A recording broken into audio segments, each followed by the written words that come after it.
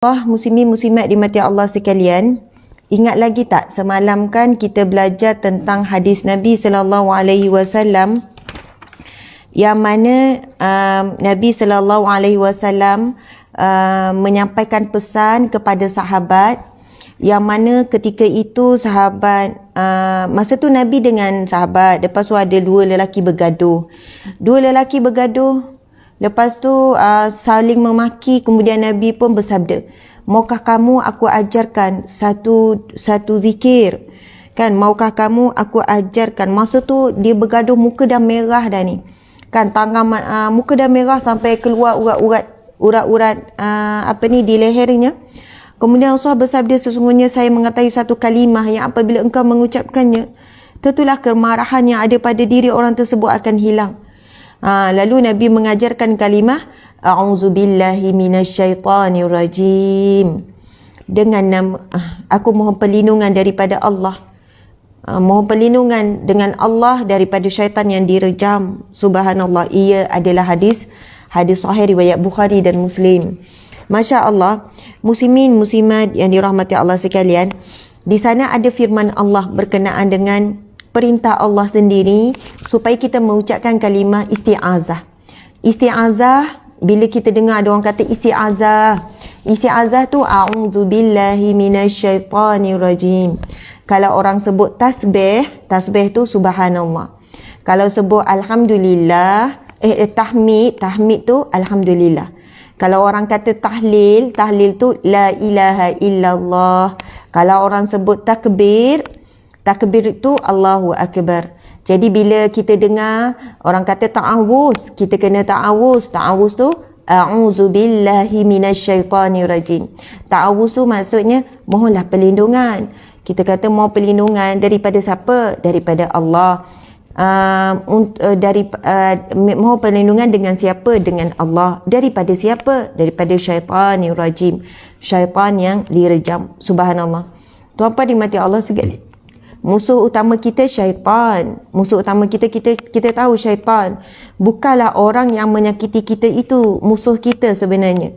Bukanlah orang yang mengecewakan kita itu musuh kita. Bukanlah orang yang dengki, orang yang iri hati, orang yang buat fitnah, orang yang kecam, orang yang keji dan sebagainya, itu musuh kita, sahabat-sahabat. Musuh kita yang hakiki, yang sebenar adalah syaitan. Syaitan nak gelincirkan kita daripada jalan-jalan. Syaitan nak supaya kita berhenti melakukan dakwah, kita berhenti melakukan amal soleh, berhenti melakukan kebaikan. Syaitan nak kita berhenti menjadi seorang wanita yang baik, lelaki yang baik, isteri yang baik, suami yang baik. Syaitan nak suruh kita berhenti jadi ibu bapa yang baik. Sebab itu syaitan menghembuskan api kemarahan dalam diri kita, api kekecewaan dalam diri kita, sampai kita dikawal, kita menuruti hawa nafsu kita. Kita susah untuk memberi kemaafan, kan? Kita mengungkit-ungkit dan sebagainya. Kita susah nak meleburkan ego dalam diri dan sebagainya. Kita susah, tuan-puan sekalian. Sebab itu musuh utama kita sebenarnya syaitan. Dan kerana kita kalah dengan bisikan syaitan, kita kalah dengan penguasaan syaitan terhadap diri kita, disebabkan kita tidak ada benteng yang kuat, kita tidak ada amal soleh yang sentiasa kita istiqamahkan, kita kurang beramal dan sebagainya. Kita selalu kalah dengan musuh ketat yang telah isytiharkan perang kepada umat manusia semenjak daripada Nabi Adam AS.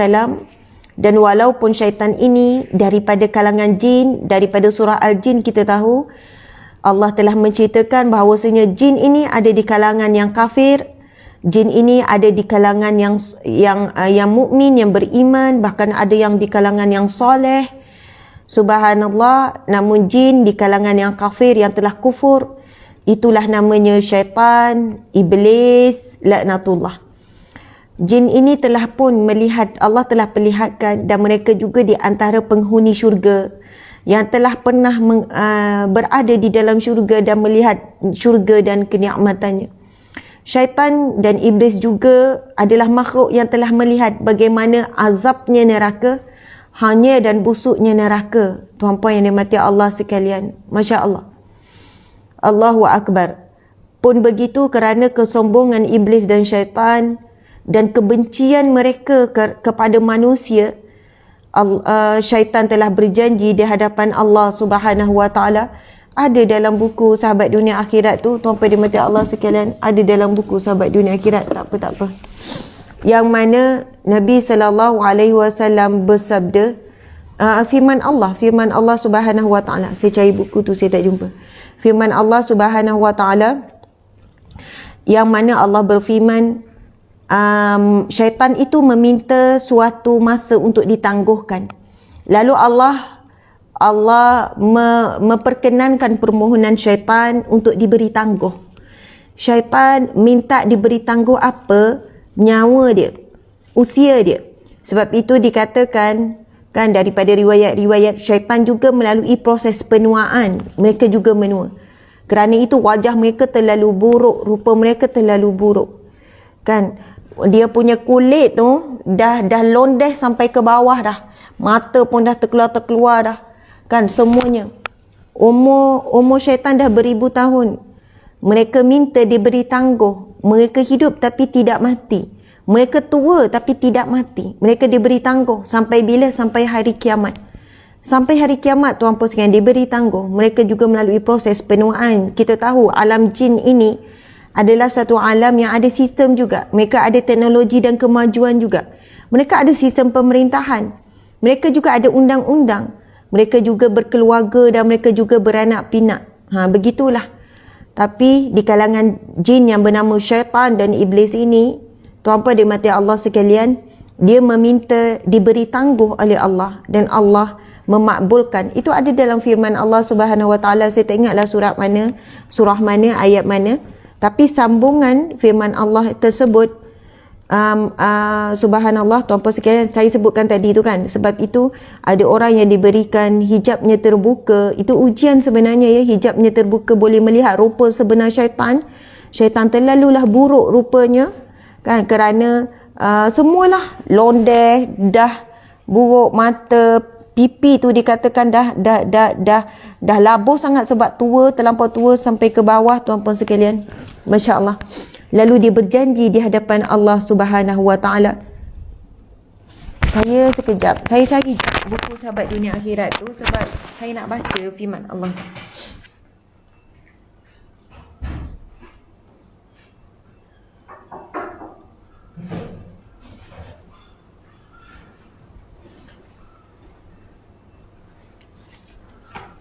Okey, ni bukunya. Buku pertama saya, Ustazah Asma Harun. Kalau siapa-siapa yang tak pernah baca lagi dan belum memiliki, buku ni sentiasa ada stok. Kalau siapa yang nak beli, boleh pergi ke galeriueh.com ataupun kalau di Shopee, akaun rasmi kita Galeri UEH. Cari saja Galeri UEH. Buku ini buku pertama Sahabat Dunia Akhirat.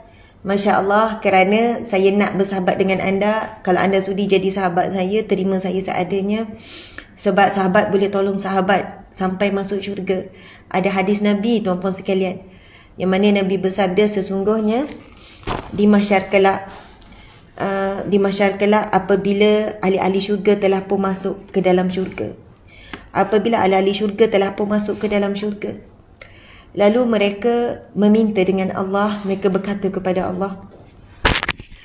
Apabila ahli syurga telah masuk ke dalam syurga, mereka pun meminta dengan Allah Subhanahu wa taala, ya Allah, sesungguhnya mereka itu.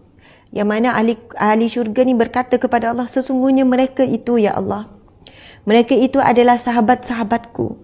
Mereka itu sahabat-sahabatku, kawan-kawanku yang mana pernah bersolat denganku, puasa denganku, haji denganku. Bermaksud sahabat-sahabat yang diikat, yang dibina ikatan ukhuwah itu di atas jalan-jalan amal soleh, di atas jalan ibadah. Jadi tuan-puan sekalian, kita kan jumpa di alam maya di atas jalan majlis ilmu. Masya Allah. Mudah-mudahan esok kita boleh berhujah di hadapan Allah. Ya Allah, itu sahabatku ya Allah. Tolong saya, kalau saya tidak ada di dalam syurga, tarik saya. Asma itu sahabatku ya Allah. Dia pernah menyampaikan ilmu ya Allah. Mungkin wallahu alam saya pun tidak tahu bagaimana kesudahan hidup saya. Dan kalian, kita semua ada aib. Kita semua ada dosa. Kita semua tidak ada kepastian adakah Allah mengampuni dosa, melainkan harapan sahaja. Mengharapkan Allah mengampuni kita, Allah mengasihani kita. Tetapi percayalah, sahabat boleh tarik sahabat. Sebab itu saya namakan buku ini Sahabat Dunia Akhirat. Lagi ramai sahabat dunia akhirat, lagi besar peluang kita untuk masuk syurga. Ramaikan sahabat dunia akhirat.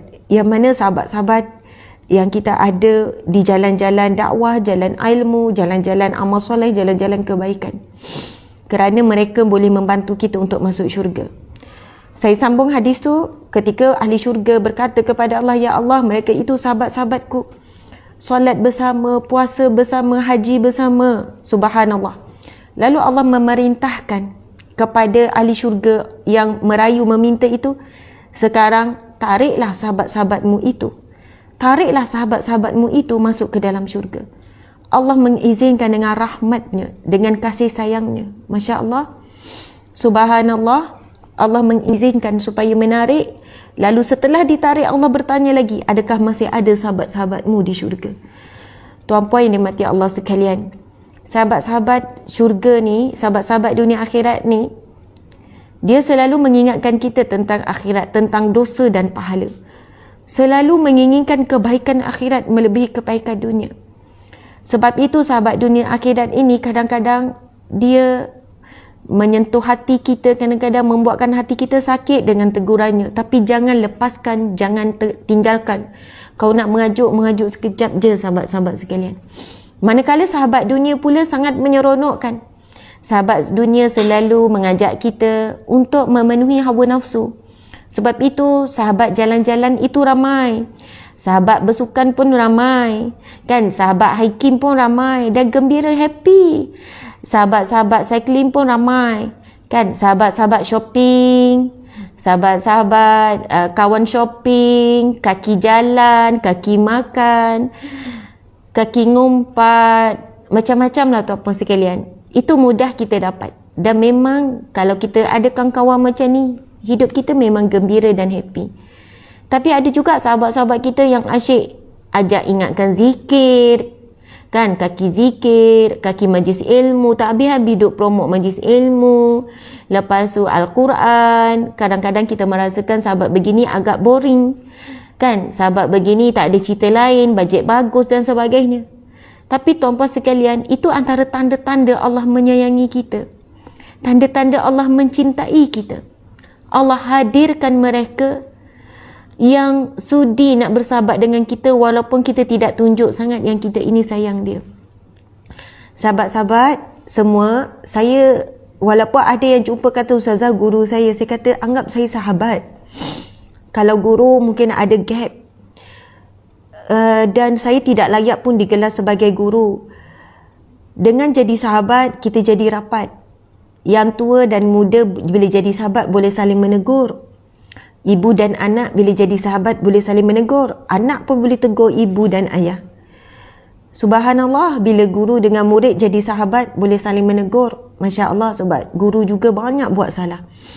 Jadi sahabat-sahabat sekalian, boleh tak tuliskan nama siapa sahabat dunia akhirat anda? Dan jika sudi, masukkanlah nama saya sekali. Mudah-mudahan yang kita tulis tu, nama yang kita tulis itu, malaikat menjadi saksi. Masa tulis tu bayangkan wajah sahabat kita tu. Dan siapa yang menjadikan suami dia sahabat boleh tulis.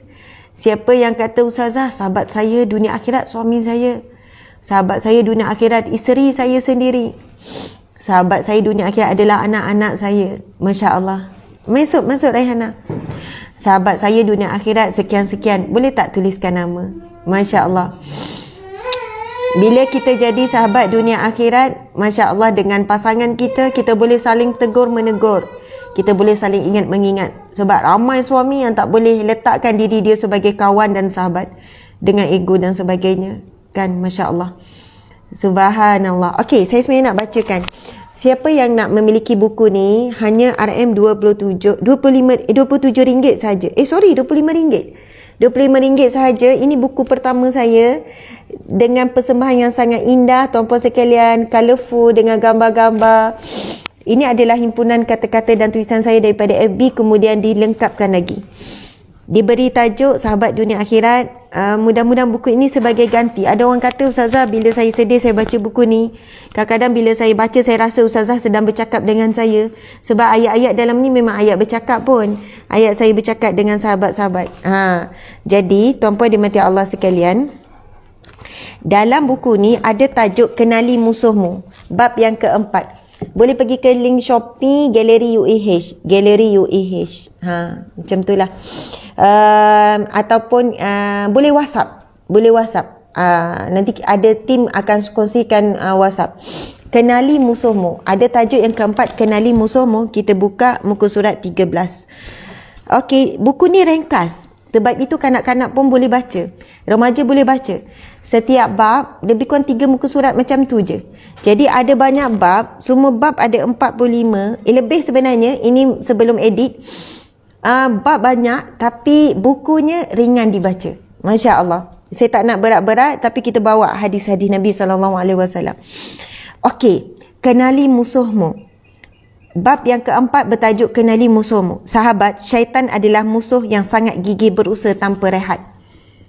Syaitan adalah musuh yang sangat gigih berusaha tanpa rehat. Syaitan tak pernah rehat. Syaitan sentiasa merencana dan melaksanakan perencanaan mereka untuk memastikan kita gelincir daripada jalan kebenaran.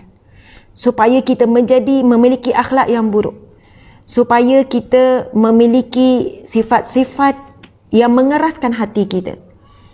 Sahabat-sahabat sekalian, syaitan telah mengisytiharkan perang selama-lamanya. Tidak pernah berhenti untuk memerangi umat manusia daripada Nabi Adam. Memastikan seramai mungkin yang masuk dan menjadi bahan bakar dalam api neraka. Subhanallah, muslimin muslimat dimati Allah sekalian, dalam surah Al-A'raf. Ini saya baca buku ni ya. Penulisnya Asma Harun. Masya Allah. Dalam surah Al-A'raf ayat 14 hingga 17 menyebutkan iblis dan syaitan telah berjanji untuk menyesatkan seluruh anak Adam. Kalian sahabat-sahabat boleh buka kan Al-Quran surah Al-A'raf ayat 14 hingga 17. A'udzubillahi minasyaitonirrajim. Qala anzirni ila yaumi yub'atsun. Yang bermaksud, berilah tempoh kepadaku hingga hari mereka dibangkitkan, hingga hari kiamat. Kan saya cerita tadi, syaitan minta apa? Minta diberi tempoh, diberi tangguh usia mereka. Syaitan ni siapa? Makhluk yang Allah ciptakan dari kalangan jin. Jin diciptakan daripada api, malaikat diciptakan daripada cahaya, manusia pula diciptakan daripada tanah. Masya Allah. Ketiga-tiga zat yang berbeza. Nanti kalau sempat kita ulas 3 zat yang berbeza ini. Subhanallah, yang dilihat cahaya itu bercahaya, cahaya itu indah. Manakala api itu kita boleh nampak power, kuat dan menakutkan. Manakala tanah itu sejuk, tuan-puan sekalian. Tanah itu membawah, dia berada di bawah. Api tak akan ada di bawah, api sentiasa menjulang tinggi. Begitulah sifat kemarahan, begitulah sifatnya iblis, sentiasa menjulang rasa sombong dan sebagainya. Masya Allah, Allahu Akbar. Muslimin muslimat dimati Allah sekalian, tadi kita sebut di awal bagaimana syaitan minta tangguh dan Allah menjawab. Cuba kita tengok apa jawapan Allah. Qala innaka minal munzarin. Allah berfirman, Allah menjawab permintaan syaitan, sesungguhnya engkau daripada golongan yang diberi tempoh. Okey, Allah tunaikan permintaan syaitan untuk diberi tangguh sampai hari dibangkitkan, iaitu hari kiamat. Mereka hidup tapi mereka tidak mati. Tetapi syaitan, iblis di kalangan jin kafir ini, sebab jin ada yang muslim, ada yang soleh. Subhanallah, tapi jin yang telah kafir namanya syaitan dan iblis, mereka diberi tempoh sehingga hari kiamat dan mereka juga melalui proses penuaan. Subhanallah. Kemudian syaitan berkata kepada Allah Subhanahu wa taala, qala fabima aghwaytani la aq'udanna lahum siratakal mustaqim. Yang bermaksud, iblis berkata, oleh kerana engkau wahai Tuhan yang menyebabkan aku tersesat. Tengok sombongnya iblis. Wahai Tuhan, kerana Engkau menyebabkan aku tersesat, demi sesungguhnya aku akan mengambil tempat menghalangi mereka, iaitu manusia, daripada menjalani jalanmu yang lurus. Subhanallah. Syaitan, tuan-puan dan mati Allah sekalian, dia berkata di hadapan Allah dengan sombong, oleh kerana Engkau, wahai Tuhan, yang menyebabkan aku tersesat, maka demi sesungguhnya aku akan mengambil tempat menghalangi mereka, yakni manusia, daripada menjalani jalanmu yang lurus. Siratal mustaqim. Lalu Allah mewajibkan kita dalam surah Al-Fatihah sentiasa meminta dengan Allah jalan yang lurus. Kita minta dengan Allah dalam Al-Fatihah. Bismillahirrahmanirrahim. Segala puji bagi Allah. Dengan nama Allah yang maha pengasih, maha penyayang. Kita puji Allah 4 ayat yang terawal Al-Fatihah, kita puji Allah. Alhamdulillahirrabbilalamin. Segala pujian bagi Allah, Tuhan yang mentadbir sekalian alam.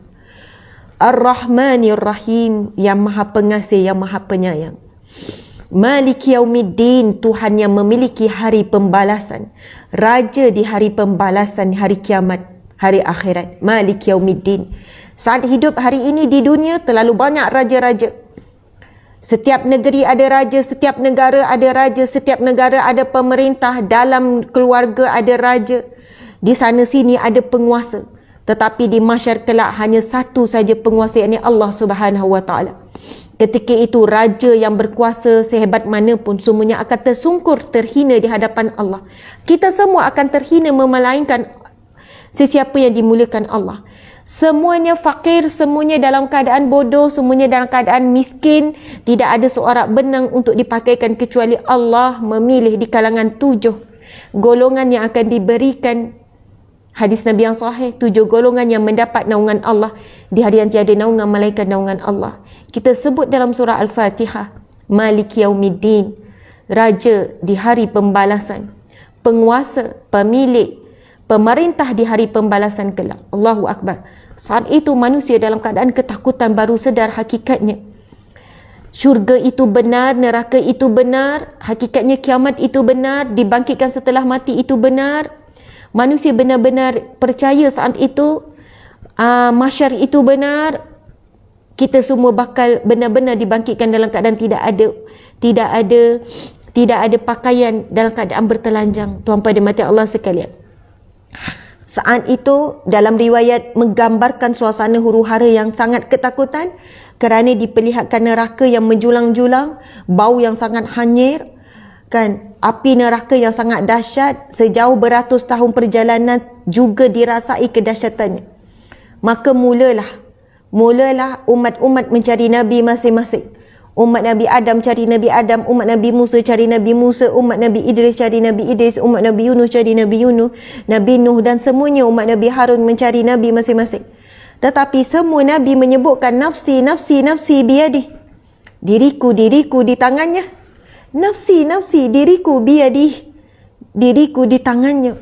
Semuanya para Nabi menyebutkan diriku juga tidak lepas, diriku juga pada tangannya. Aku tidak mampu menolongmu. Maka carilah kamu seorang Nabi yang bernama Muhammad, kerana dialah satu-satunya manusia yang boleh menolong manusia lain. Manusia mencari Nabi Muhammad sallallahu alaihi wasallam, dan Nabi Muhammad sallallahu alaihi wasallam pernah bersabda dalam hadisnya yang sahih mengatakan, setiap Nabi ada permintaan, dan sesungguhnya permintaan yang aku minta daripada Allah ada permintaan yang untuk ditunaikan di dunia dan satu lagi untuk ditunaikan di akhirat. Satu yang diminta oleh Rasulullah sallallahu alaihi wasallam untuk ditunaikan di dunia, Rasul minta dengan Allah supaya umatnya ditangguhkan azab sehingga akhir hayat kehidupannya. Kerana itu kalau kita lihat umat yang terdahulu, kalau melakukan kemungkaran, sahabat-sahabat, terus diazab, terus dibalas pelbagai azab ketika di dunia lagi.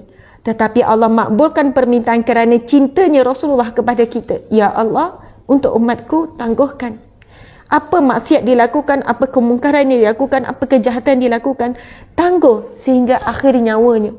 Maksudnya kalau hidup 70 tahun, 80 tahun, tempoh untuk bertaubat itu lama, tuan-puan sekalian. Bukan seperti umat terdahulu.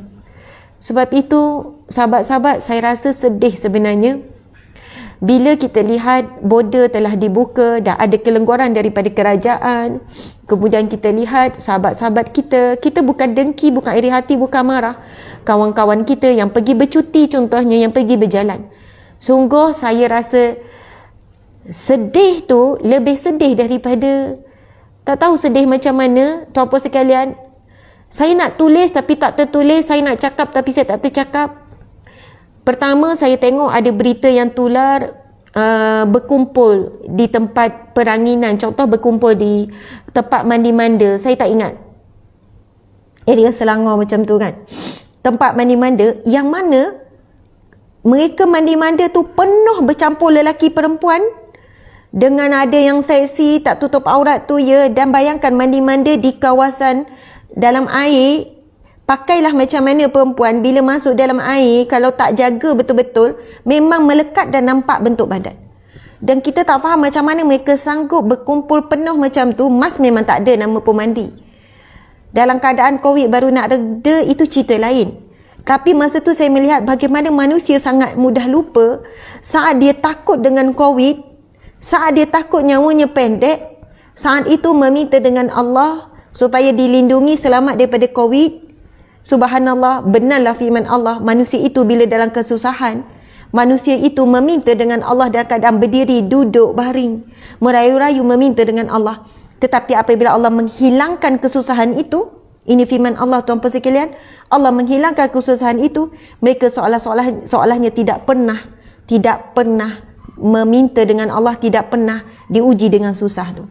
Sahabat-sahabat sekalian, dan ada lagi situasi-situasi yang lain yang saya tengok, saya kata ya Allah, saya mula tengok ada sahabat-sahabat di Alamah yang mula update, pergi sana pergi sini dalam keadaan pakai seluar ketat, dalam keadaan tidak menutup aurat, tak pakai soket. Dan saya melihat ada artis-artis yang melampau, artis-artis yang melampaui batasan, yang keterlaluan, berkongsi gambar percutian yang seksi, macam Mak Saleh, macam bukan Islam tapi umat Islam.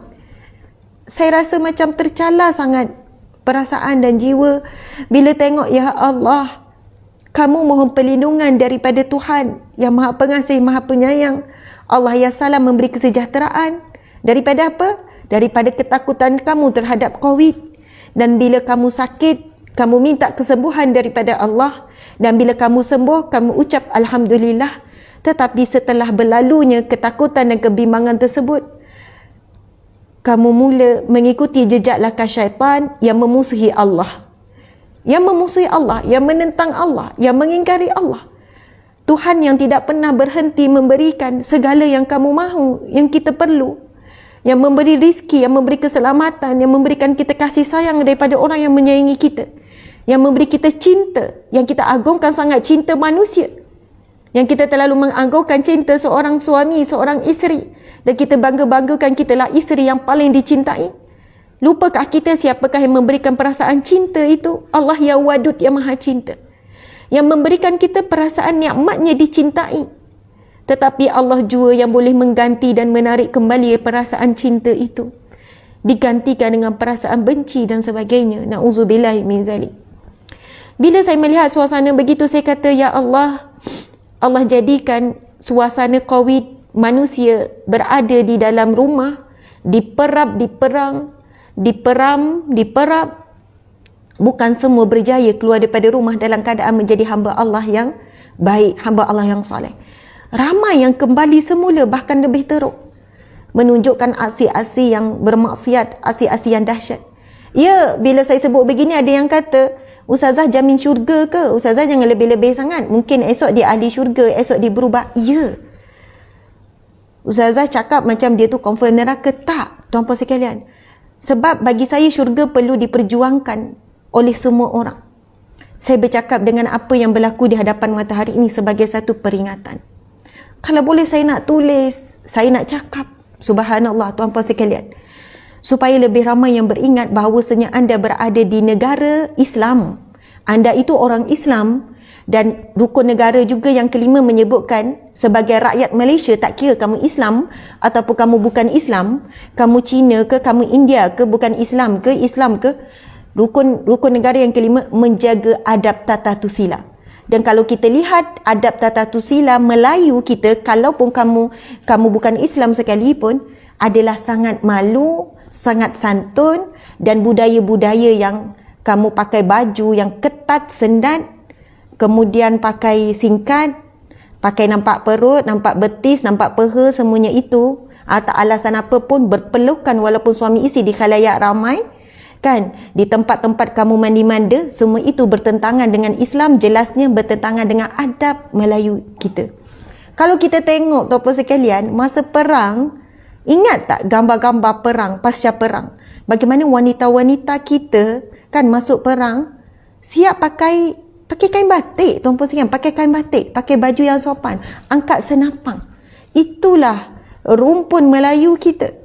Tak sebut Melayu Islam. Islam lebih lagi, tuan-puan dimati Allah sekalian. Tapi kerana pengaruh barat, kita suka tengok dan follow kehidupan barat. Sebab itu, Masya Allah, Allahu Akbar, Nabi dah berpesan, sesungguhnya umatku, umat Islam ni, manusia akan mengikuti, kamu akan mengikuti jejak langkah Yahudi dan Nasrani, satu demi satu, sehingga kalau mereka masuk lubang biawak pun kamu akan masuk. Tiru cara berpakai, cara berhibur, cara makan, cara berkeluarga, semua dah mula tiru. Kan? Dulu tengok jijik bila tengok barat berpelukan. Okey, kita kata tu kekasih suami isteri, sekarang kekasih pun berpelukan, pegang tangan, dah tak ada segan silu. Dan anda tunjukkan di khalayak ramai. Sahabat-sahabat sekalian, pelaku maksiat sembunyi, kurang-kurangnya dia ada malu pada manusia, walaupun dia dah tak ada malu pada Allah. Sebab Allah Maha melihat, walaupun sembunyi dia tahu. Tetapi pelaku maksiat yang melakukan secara terangan, kemudian dia ambil gambar, kemudian dia share pula dalam media sosial, ini sangat menyedihkan.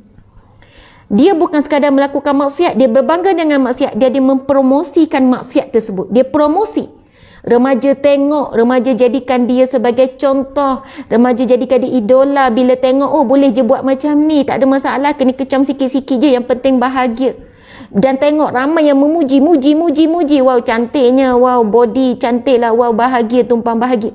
Semua yang memuji, semua yang memuja, semua termasuk ada saham yang sama, tuan-puan sekalian. Semua dapat saham yang sama. Ada saham masing-masing.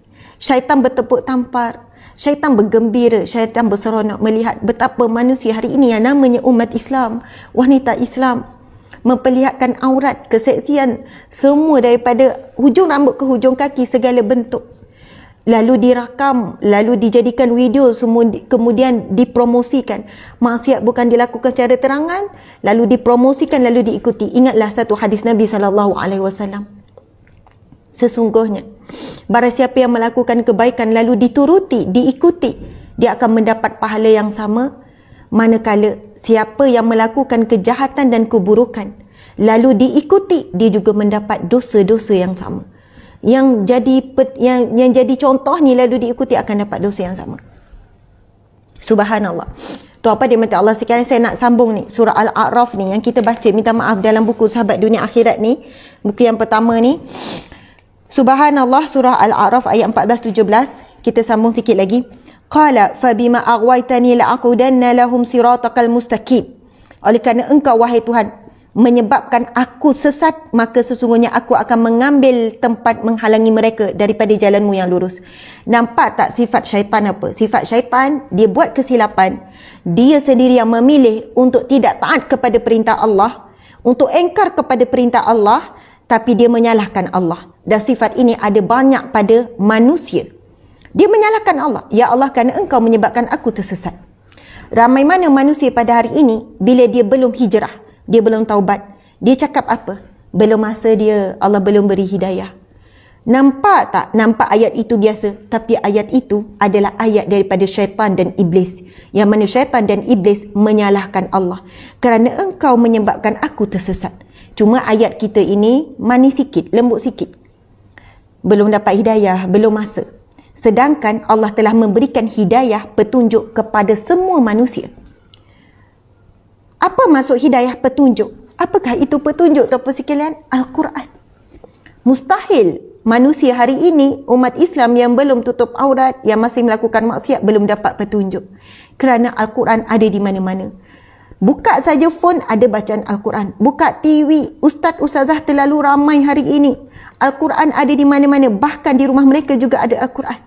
Kena ingat satu hadis Nabi SAW, Nabi bersabda, Al-Quranu hujjatun laka wa hujjatun alaika. Al-Quran itu akan menjadi hujah membela kamu ataupun hujah akan menentang kamu suatu hari nanti. Sahabat-sahabat yang saya kasih, yang saya hormati sekalian, subhanallah, syaitan menyebutkan ayat tersebut di hadapan Allah. Jangan kita mengikuti jejak langkah syaitan. Jika kita buat maksiat, bukan Allah menghendakkan kita buat maksiat. Itu ada kerana hawa nafsu kita. Jangan menyalahkan Allah. Jika kita belum hijrah, kita belum taubat, jangan menyalahkan Allah seolahnya Allah belum beri kita hidayah. Hidayah yang ini petunjuk, Al-Quran itu petunjuk. Nabi Muhammad itu adalah perantaraan Allah untuk menyampaikan risalah. Subhanallah. Adakah belum sampai kepada kita peringatan Allah? Adakah belum sampai kepada kita tentang syurga, tentang neraka? Adakah belum sampai kepada kita bahawasanya Allah itu ya Tawwab, yang maha menerima taubat? Allah itu ya Ghafar, yang maha pengampun. Allah itu ya Afu, yang maha pemaaf. Cuma kita yang menangguhkan untuk berlari menuju kepada pintu pengampunan Allah, pintu taubat, pintu kemaafan dan hijrah, tuan-puan sekalian.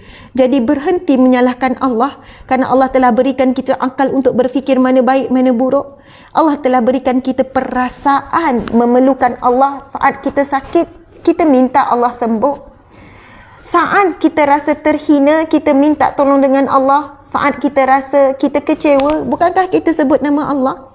Tapi kenapa kita memilih-milih Allah pada situasi-situasi tertentu saja?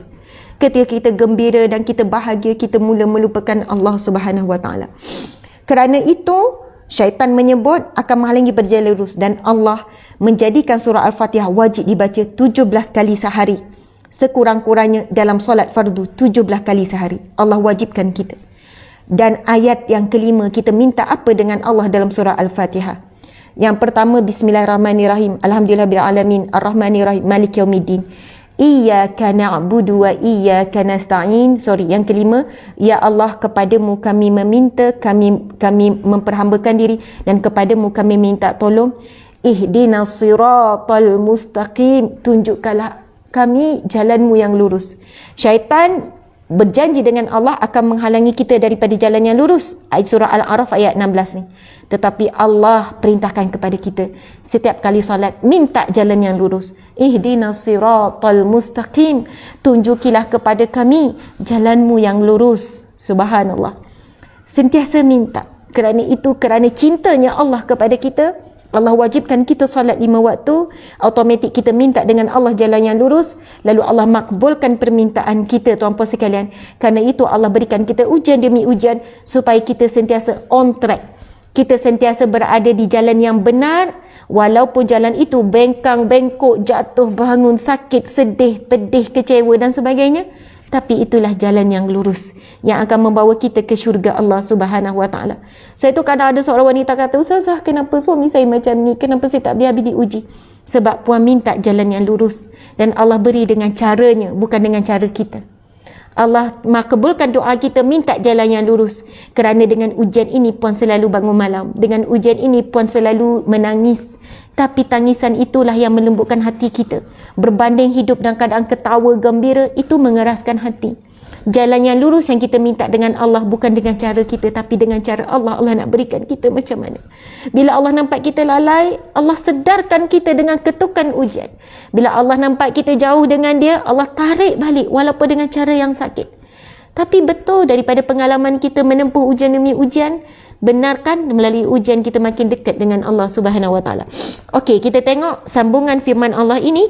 Allah berfirman, "Tsumma la'atiyannahum min baini aydihim wa min khalfihim wa an aymanihim wa an syama'ilihim wa la tajidu aktsarahum syakirin." Sadaqallahul azim. Saya sambung ni ayat surah Al-A'raf ayat yang ke-17, muka surat 14 dalam buku Sahabat Dunia Akhirat. Sekali lagi saya ajak sahabat-sahabat, jadikan buku ini juga sebagai hadiah. Ini buku saya yang pertama, ini tajuk yang keempat, iaitu syaitan adalah musuh utama. Dan ayat seterusnya saya nak sudahkan hari ini bagaimana kita nak berhadapan dengan bisikan syaitan. anda boleh pergi ke galeri UiH, akaun Shopee ya, galeri UiH, di sana ada lagi, dan setiap pembelian sebenarnya membantu gerak kerja dakwah. Okey, kita tengok apa syaitan cakap depan Allah. Mula-mula syaitan menyalahkan Allah. Ya Allah, kerana engkau telah menyebabkan aku sesat, aku akan menghalangi jalan manusia daripada menempuh jalan yang benar. Lalu syaitan sambung lagi, kemudian aku akan mendatangi mereka. Syaitan sebut di hadapan Allah ni. Kemudian aku akan datangi mereka dari hadapan mereka, daripada belakang mereka, daripada kanan mereka, daripada kiri mereka, dan engkau akan dapati kebanyakan mereka tidak bersyukur. Engkau akan dapati kebanyakan manusia tidak bersyukur kepadamu, ya Allah. Apa misi besar syaitan? Syaitan nak menghasut dan membisikkan manusia. Sedaya upaya mencuba.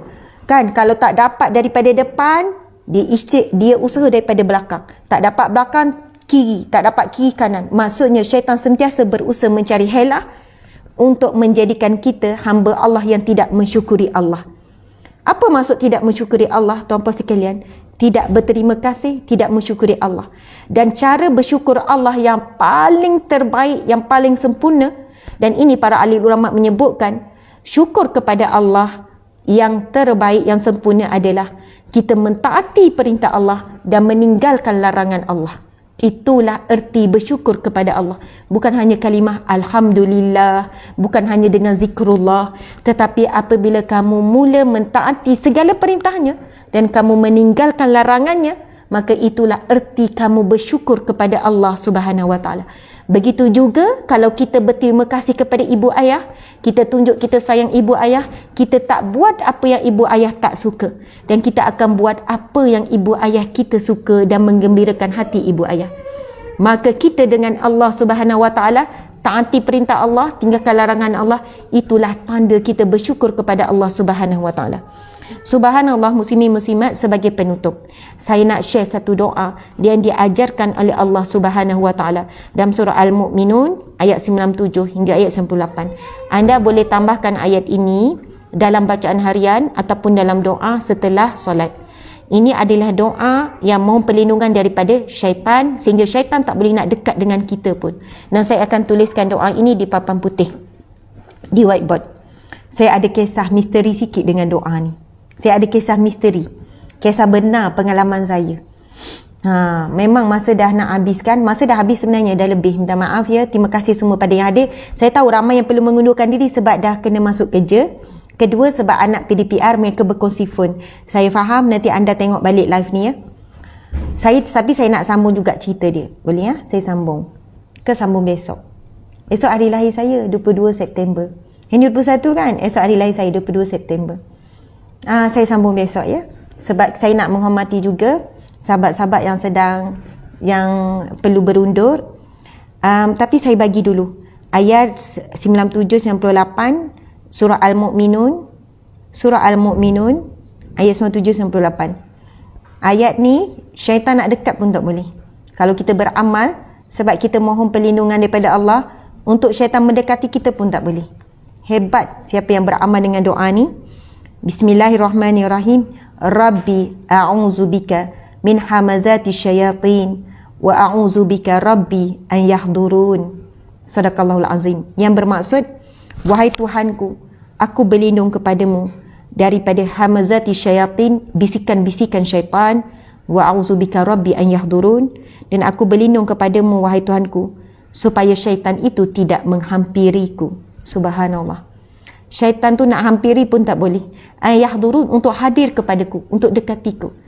Surah apa? Surah Al-Mu'minun ayat 97-98. Saya dapat ayat ni masa saya sekolah menengah. Tapi memang ada misteri sikit. Memang ada misteri ayat ni. Kemudian ayat yang sama juga saya dapat masa belajar di Kuza, dan memang ayat ni misteri tuan-puan sekalian. Masya Allah. Saya dapat balik ayat ni masa di Kuza, saya kurang beramal.